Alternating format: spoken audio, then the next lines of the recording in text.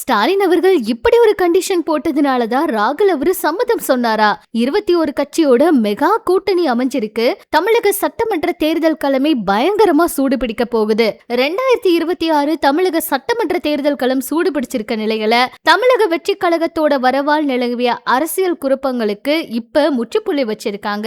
காங்கிரஸ் கட்சி மறுபடியும் திமுகவோட கைகோர்த்திருக்கிறது ஆளுங்கூட்டணிக்கு மிகப்பெரிய பலமா பார்க்கப்படுது. தொகுதி பங்கீடு இறுதியானதை குறிக்கும் வகையில் முதலமைச்சர் மு.க. ஸ்டாலின் அவர்கள் காட்டிய ஓவர் சைகை வெறும் நிர்வாக ரீதியா வெற்றி மட்டும் இல்ல, எதிர்கட்சிகளோட வியூகங்களை முறியடிச்சது கொண்டாடும் ஒரு அரசியல் குறியீடாவும் இருக்கிறதா திமுக முன்னிறுத்தி பாக்குறாங்க.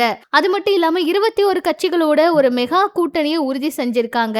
திமுகவோட வாக்கு வங்கியை சிதறாம பாதுகாக்கும் அப்படின்னாலும் களத்துல நிலவர உண்மையான மக்கள் செல்வாக்க இந்த எண்கணித கூட்டணி வாக்குகளா மாற்றுமா அப்படிங்கறத வெயிட் பண்ணி தான் பார்க்கணும். அது மட்டும் இல்லாம ஏற்கனவே ரொம்ப குழப்பத்துல, அதாவது காங்கிரஸ் கூட்டணி வைப்பாங்களா வைக்க மாட்டாங்களா இப்படி ஏகப்பட்ட குழப்பம் இருந்த நிலையில எல்லாத்துக்கும் முற்றுப்புள்ளி வச்சு காங்கிரஸ் கூட்டணி தான் அப்படிங்கறத அறிவிச்சிருக்காங்க.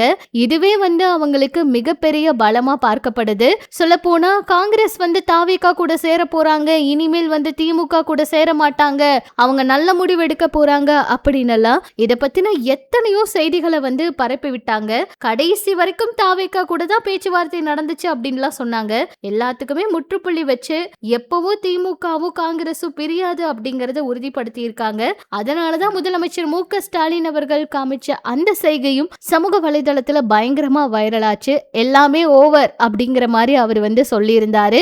இந்த வீடியோவை இப்ப பயங்கரமா ட்ரெண்ட் பண்ணிட்டு இருக்காங்க. அது மட்டும் இல்ல, கூட்டணி கட்சிகளை தொடர்ந்து வேட்பாளர்களையும் சீக்கிரமா அறிவிக்க இருக்கிறதா தகவல் வெளியாகிருக்கு. என்ன நடக்க போகுதுன்னு பொறுத்திருந்து பார்க்கலாம்.